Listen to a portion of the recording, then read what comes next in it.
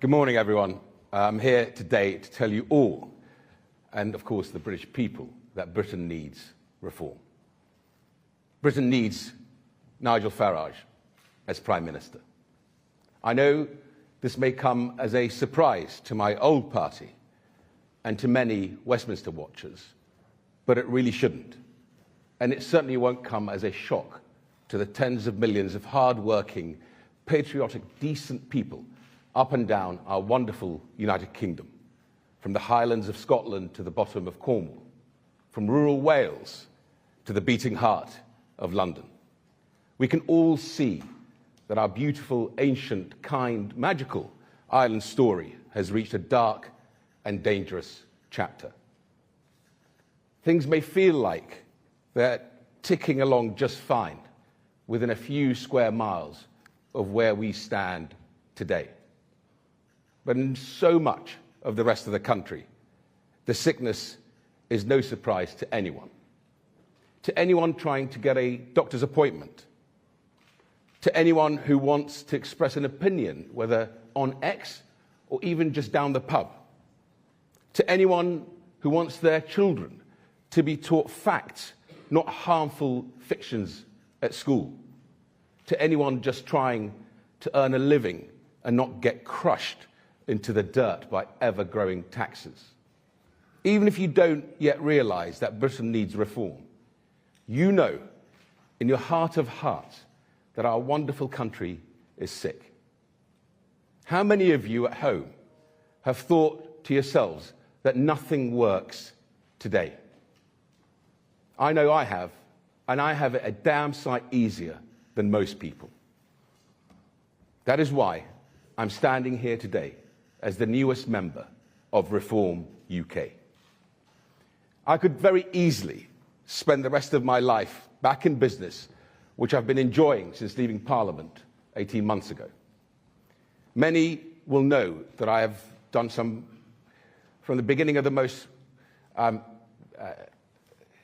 difficult period in government, that I've gone from being probably the most popular politician because of the vaccine programme in the country, with many in this room writing lovely things about me, to someone who had the same journalists camped outside their house and write some very painful things. And I expect there will be some who want to obviously go over those issues when I sit down. And of course, I have always supported the right of a free press. But my point is that I could choose a quiet, comfortable retirement out of the headlines, chairing one of Britain's biggest online retailers, helping out the Adam Smith Institute, and of course investing heavily both here in the UK and internationally. But I also know a thing or two about growing up in a country that is fundamentally broken, riven by sectarian strife, economic depression, and cratering living standards. So I have decided not to stand by and watch that happen to the country that took me in and let me live my British dream. Not when so many of my countrymen are instead living the waking nightmare of Keir Starmer's two-tier Britain. So I stand here with the leader of my new party to offer my help and my insights to the dynamic, confident team that Nigel Farage is building, and to urge others from across all the other parties, and the many millions who until now felt that politics isn't for them, to come and join us. Come and join us. You know Britain is broken. You know it needs reform. Since leaving Parliament, I have been reflecting on the successes and failures of my old party's time in government. I now rue the timidity, even at times the weakness, with which we try to deal with the problems of the country. My analysis is that a huge culprit is the overmighty bureaucratic inertia that now dominates and runs the country, that has taken control of swathes of the economy and with barely a shrug of the shoulders restricted the individual liberty of each and every one of us. and we believed them. Now, I have always been the first to defend the civil servants who served me across multiple departments, and I will always do that. Individually, they are some of the most dedicated, talented, and capable people I've ever had the privilege to work with. But taken as a whole, we have an administrative state, including the overpowerful regulators, the quangos, and all the other agencies who have had power pushed onto them by successive parliaments and governments. These parliaments have been full of politicians terrified of the awesome power and the sacred responsibility that the British Constitution bestowed upon our ancient and sovereign parliament. This has meant that we have ignored the words of John 9:4, to work the work of the day while we can, because the night is certainly coming. So it is time for another glorious revolution to get us back to a fully sovereign parliament, and where the government really is the government. For that, my friends, Britain needs reform.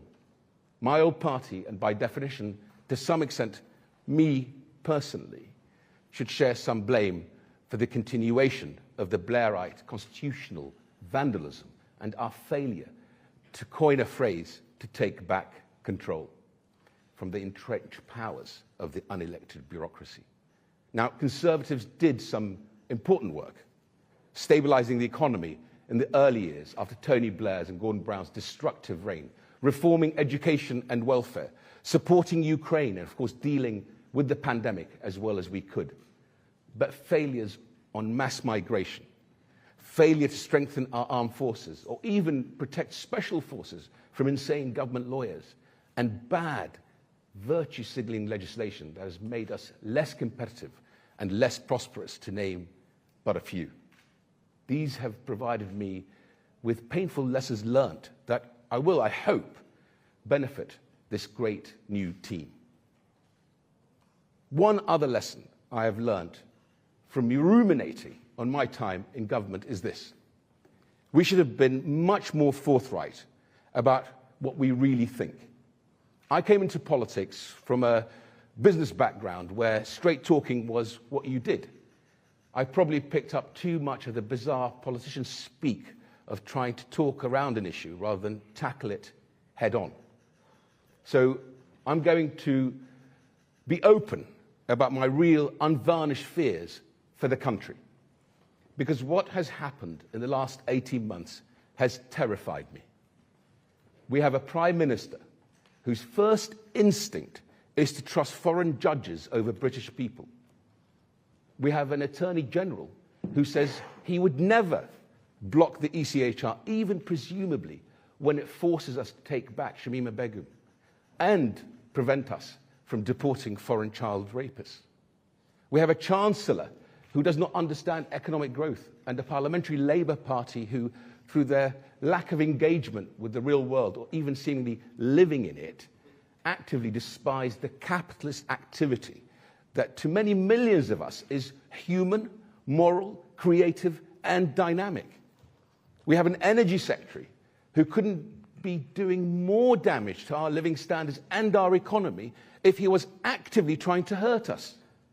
We have an education secretary who has thrown out 20 years of political consensus on education policy, one that has made English schools the best in the whole Western world, sacrificing your child's future on the altar of her slavish devotion to the trade unions and her ambition to winning their support, of course, at the upcoming Labour leadership election. We have a Justice Secretary who once said that Brexiteers like me were worse than Nazis, and who's throwing out an ancient liberty of this land in the form of jury trials, all whilst locking up people on Twitter.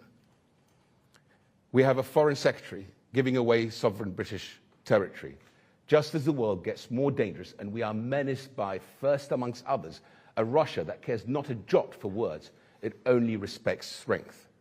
We have a Health Secretary who's ploughing ahead with giving children life-destroying hormone blockers, even though we know conclusively now know the damage that they do. And of course, worse, as calamitous as this shower of a government is. There are radical Islamists waiting in the wings to supplant half the cabinet at the next general election and enter Parliament. Is there not still a teacher in hiding in Batley? Is there not an attempt by the CPS to introduce blasphemy laws via the back door? Just last week, did we not learn that a police force whose response to uncovering a plot by a group of Muslims in the West Midlands to organise into an armed militia and commit pogrom against Jewish football fans was to lie to the public and to blame the Jews? This is a sickness deep in the heart of our country that for 40 years we have let fester. We should have nipped political Islam in Britain in the bud the moment there were protests against an author for the crime of writing a book.